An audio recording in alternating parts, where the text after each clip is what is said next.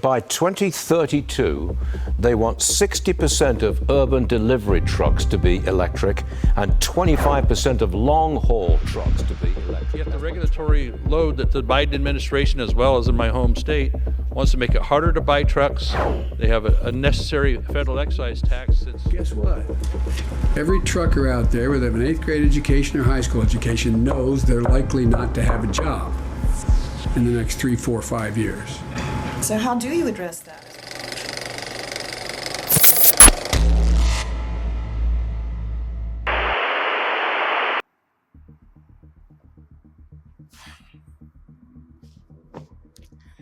In today's economy, there's a lot to be said. With inflation rising more and more daily, everyday Americans are looking for a better way out, hoping and praying for a political candidate to come and save them. More and more Americans are on the fence on who they should vote for and why. In today's segment, we'll be dissecting the political policies that are currently being implemented that are directly affecting all small business owners as well as the consumer, which is most of you who are viewing this video. We will also be examining the policies and laws that are currently being introduced to the House of Congress. With this channel being primarily focused on trucking, these policies still affect you, the everyday American. The cost will only be passed down to the consumer. Milk, eggs, and all basic necessities could double or even triple with some of these woke far-left policies. Disclaimer, I am not here to convince you or tell you who you should vote for. We are going to simply focus on the facts and not the emotions. Right now in this political climate, everything is focused on identity politics. Let's focus on our pockets. The reality is, today's dollar is a lot less than yesterday's dollar. Motivation.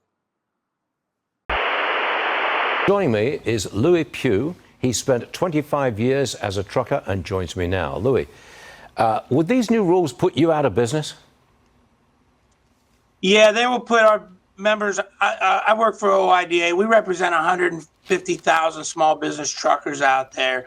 And yeah, this is just once again, this office in the White House is completely not listening to the trucker, the end user, or the buyer. They just want to do what the extreme environmentalists want. And what it's going to do is put lots and lots of truckers out of business.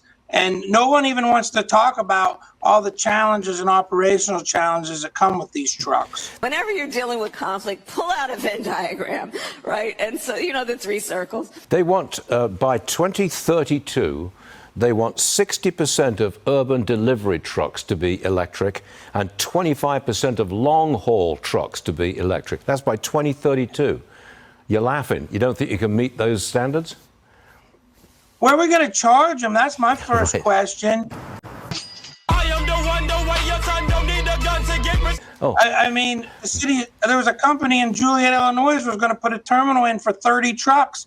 The city said you can't do it. You're going to use more electricity than the entire city of Joliet, Illinois. Louis, let me just jump in for a second. I've read some numbers in the Wall Street Journal this morning. To achieve these goals, they need 1.4 million new charging stations, which will have to be installed at a rate of 15,000 a month for the next 8 years. I think you can laugh at this one because that ain't going to happen, is it? No, our highway trust fund that would pay for stuff like this is already on the brink of going bankrupt. Where's the money going to come from? We can't take care of our infrastructure that we have now, and we're going to put all this stuff in and then hope it works. And then, of course, like I said, 70% of freight out here is all moved by trucks. Yeah. So when all these trucks are charging, we're going to have to bring more trucks out. Is there a rising tide amongst truckers that says this is impossible? You completely oppose it? What are they telling you? Yeah, I mean, my membership, like I said, represents 150,000 members, 225,000 pieces of equipment across this country, and they're all concerned, and they're all saying there's no way this is going to work. We can't do it. They're concerned about their lives and their livelihood. What happens in the wintertime? You get stuck in a snow blizzard along the highway for 2 or 3 days, and your battery goes dead. These people could freeze to death and die. What kind of joke is this? What is this? What are we doing here? It's going to be a no for me, dog. But what that match will do is prove that Joe is, in fact, all talk and no action. But on many things, not just golf, when pilots walk into the White House, he says he used to fly planes. He didn't. When truckers come in, he says he used to drive a truck. Besides, I used to drive an 18-wheeler. The lie detector test determined that was a lie. If you're interested in changing any of the laws on the federal or local level, one of the best ways to do that is to go to congress.gov. When you type in a word, keyword, shall I say, it will bring up all laws related to that keyword. And so people are frightened. I mean, go back to your old neighborhoods. Ask people, you know, they have a good middle-class job now. What do you think? You know, I mean, truckers, guys I grew up with back in Claymont, Delaware, ran into one a couple years ago.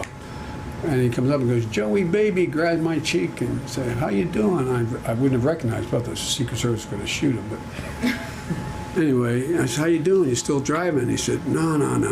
Only guys like you never work, Joey, can continue to drive. I mean, to work. And because you never worked before, kidding me. And I said, "How's your son?" He said, "He's worried, Joey." Independent trucker. Well, guess what? We don't treat these people with respect. We think they don't listen to the news. Guess what? Every trucker out there, whether they have an 8th grade education or high school education, knows they're likely not to have a job in the next 3, 4, 5 years. Without objection, the gentleman is recognized for 1 minute. Thank you, Mr. Speaker. Well, there's a saying in the trucking business, if you got it, a truck brought it. So we need to work to make the ability to deliver the products, the raw materials, all the interactions of commerce that trucks bring easier and more streamlined. Yet the regulatory load that the Biden administration, as well as in my home state, wants to make it harder to buy trucks. They have a necessary federal excise tax since World War I on trucks to help pay for the war that costs $20,000, $30,000 for every new vehicle. Yet we want them to replace trucks so they're more cleaner, more efficient, more safe.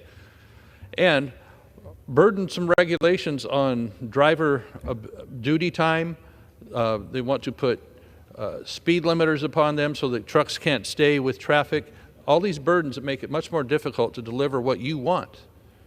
We need to reel in the Biden administration, have them actually listen to the people who are out there on the roads, the truckers and the people that rely on them to deliver raw materials and finished products to where we need. And so more regulations is not going to help that. Taking away the internal combustion engine is not going to help that. Electrifying every truck is not going to help that. Let them truck. I yield back. Gentlemen.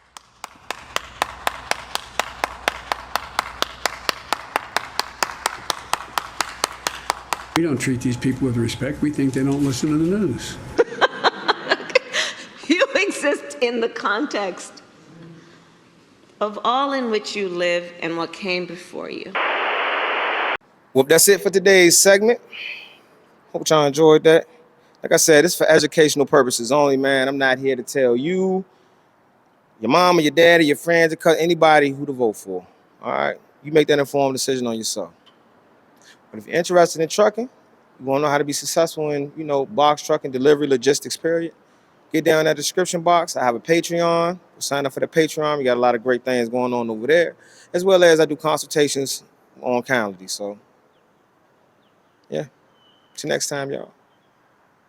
Peace.